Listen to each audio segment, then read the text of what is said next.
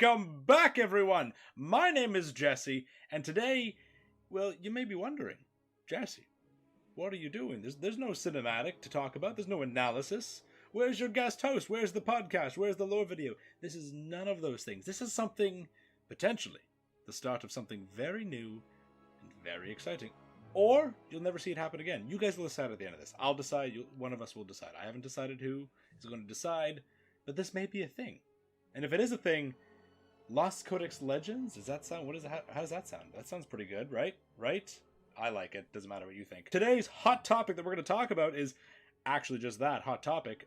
Rathian himself. A lot of people have been wondering, ever since that new sexy model came out for 8.2.5 PTR, who is he? What's he about? I didn't play Mists. I don't know his story. I did play Mists for the record. And today we're going to talk about that. We're going to dive into a little bit of his backstory, a little bit of his character and personality, and what he may be up to in the future, in the close future. So here's, for those of you who don't know, here's a little quick history on our boy Rathian. Now, Rathian's origins start with a red dragon by the name of Rheastraza. Now, Rheastraza and a gnome by the name of Dr. Hieronymus Blam. What a name. What an awesome name.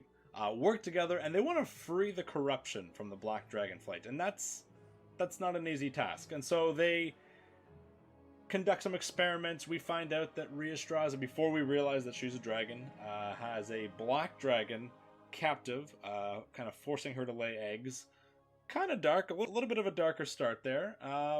And with the use of a Titan device called Eye of the Watchers, this device purifies the old god corruption from a dead whelp, a random black dragon egg, and an egg taken from the black dragon I just mentioned. Her name is Nyxandra.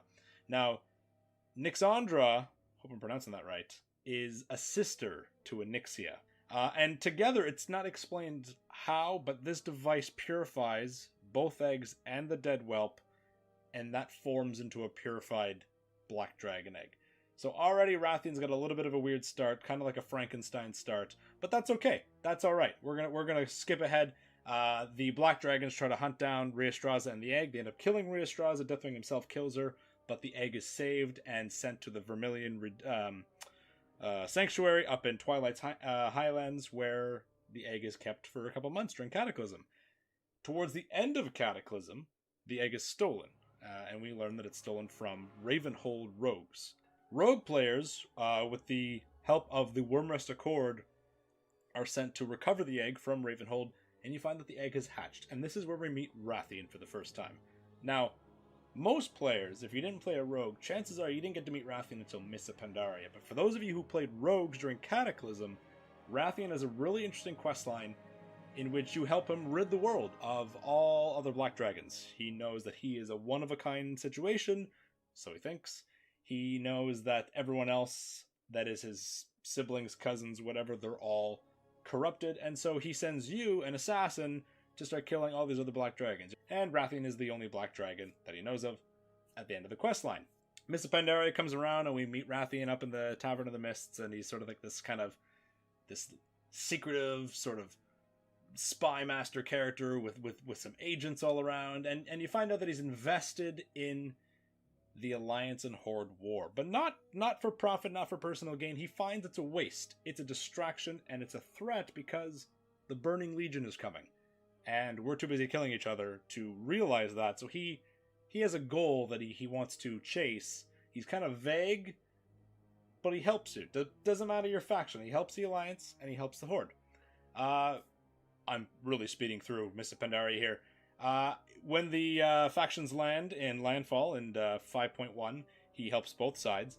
And then after Garrosh dropkicks Anduin, and Anduin's recovering up in the Tavern of the Mists, that's where Rathian meets Anduin for the first time. And because of that encounter, sparked thousands of fanfictions and Tumblr art and everything, and sparked a really cool relationship between Rathian and the Prince of Stormwind at the time. Little fact that I forgot about that quest line, during this quest, Rathian and Anduin are playing a Pandaran board game called, forgive the pronunciation, Ji Hui, and in Ji Hui, both sides are meant to win, which Rathian finds ridiculous. It's a stupid game. Why play? And the philosophy of the game is if one side is clearing the board faster or winning, the other side is supposed to surrender. And it's considered a dishonorable move for one side to absolutely clear the other player's board entirely. Even though it's technically a win, it's considered dishonorable. It's not considered proper in this game. And if you and your opposing player have the same amount of pieces on the board at the end of the game, it's considered a perfect, honorable win. And Rathian is confused about this. Now, this is not winning and having both sides win. This is a theme that will come to play later on. But we learn that Rathian becomes fascinated with Lei Shen and the Thunder King, and Anduin finds him not fascinating at all. And Rathian goes on to learn about the Mogu and Keeper Ra Den and what the Mogu's purpose was after the Titans. A lot of the Chronicle lore Rathian learns back in the day. Rathian has the player bring him the heart of Lei Shen after we go and kill the Thunder King. We bring him the heart, and he pulls a Khaleesi and he eats the heart, much to Anduin's disgust. And he has this moment where he is overcome by this vision in his head, and he sees a million perfect worlds, and then he loses himself for a moment, and we hear another voice. It's not his. I believe it's Amun Thul talking through him, but it could be any of the Titans. And the voice says, "We have fallen. We must rebuild the fallen Titan. Do not forget." In which then he comes back to his senses, and he forgets all of it, or so he claims. Similar event happened involving Lei Shen and Keeper Ra back in the day, when Lei Shen entered the lowest vaults in Pandaria and found Keeper Ra languishing in his doubts and his depression about learning that the Titans were dead. Ra touches Lei Shen on the head and shows him this vision. And so in the same way, Rathian is given a vision here, and I thought that was pretty important for Mists of Pandaria. Rathian continues to dabble in the faction war. A bunch of stuff happens with the Cloak of Timeless Isle, and we find out that he's siding with Garrosh. He was actually banking on the Horde to win until the Horde's turn on Garrosh, until he says half the Horde turned on Garrosh. He then swapped sides. A lot of Horde players were pissed off at the end of the questline, because at the very end, after you defeat Garrosh, you learn Rathian was actually back in the Alliance. He was back in the Horde. Garrosh lost support. Rathian changed his support for Varian. And when Rathian learns that Varian not only spared the Horde and didn't absorb them into the Alliance, but actually offered them a chance at mercy and a second chance, Rathian is pissed. He wanted this super army, this super faction for the Burning Legion, and that didn't happen. Things get weird with Rathian after this. We know he's at the trial for Garrosh Hellscream and continues to develop his friendship with Anduin. They have lunch together, they talk, and the grand reveal at the end of the book is when Rathian is helping orchestrate Garrosh's escape with Kairos to alternate Draenor. We all thought Rathian was going to show up in Warlords, and he kind of did. He was present in Admiral Taylor's garrison before it fell to cultists. That's not important. And we know he was at Khadgar's tower briefly. Burning Legion shows up, and the dude's nowhere to be found. He's wandering Azeroth, according to a BlizzCon panel. And we meet him during the Death of Chromie scenario, which is... Alright. Now, he's at the Black Dragonflight Shrine, which to us means nothing at the time, but what if it did mean something? What if he was up to something? Well, we know he was up to something. We're going to get there in just a second. And then Battle for Azeroth, Rathian pops up again. We bring a Black Dragon scale from the Island Expeditions. We bring it to him, or we try to. His agent intercepts us and tells us that Rathian is looking for other Black Dragons. Turns out the Rogue quest line was totally... well, he didn't know about all those extra Black Dragons, I guess. He was like 2 hours old. Give him a break.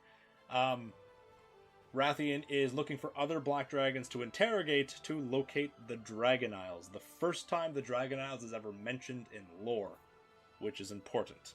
So, what has Rathian been doing? Well, and by the way, this next part, that was Rathian's history. You now know Cataclysm, Mists of Pandaria, and the last 3 expansions in which he appeared only once through each expansion. This next part is spoilers for 8.2.5. So if you don't want to be spoiled on Rathian's storyline and what's happening, don't watch this next part. So we learn that Ebonhorn, another black dragon that Rathian did not know about, who is also free of corruption, is at risk of corruption because N'Zoth is now free. And we're sent to find Rathian to help him.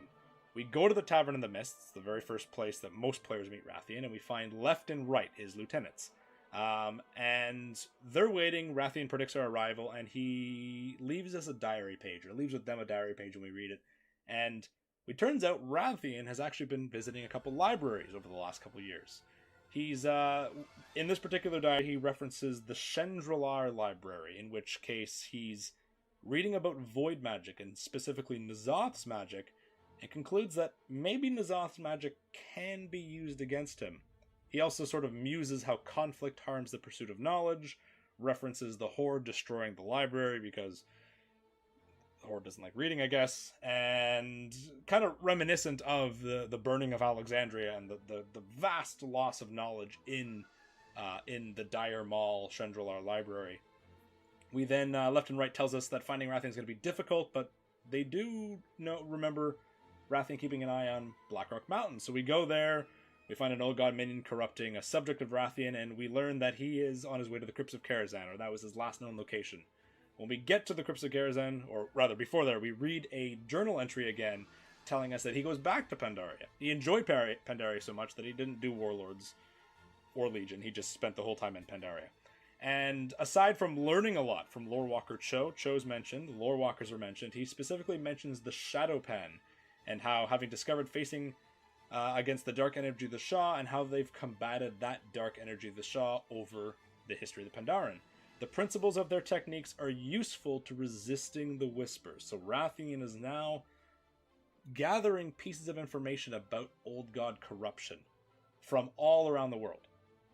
He muses his kinship with the Shadow Pen to be against the darkness, and how he must make a stand. We then go to Karazhan, and we find another page referencing, I'll get to this in a second, the Forge of Origination in Uldum, and how it's the key to defeating the old gods, but he doesn't know how that's going to be done. He seeks more knowledgeable people. The aspects have been uncooperative. He actually doesn't blame them. He doesn't blame Alexstrasza for not trusting him, even though he would probably love her help. Once we get to Karazhan, we defeat another minion of N'Zoth, and we find one more journal entry. And in that journal entry, we learn that he discovered a tonic that will help cleanse old god corruption, which is important for Ebonhorn, and actually cease the Whispers. So that's pretty powerful stuff. He also apparently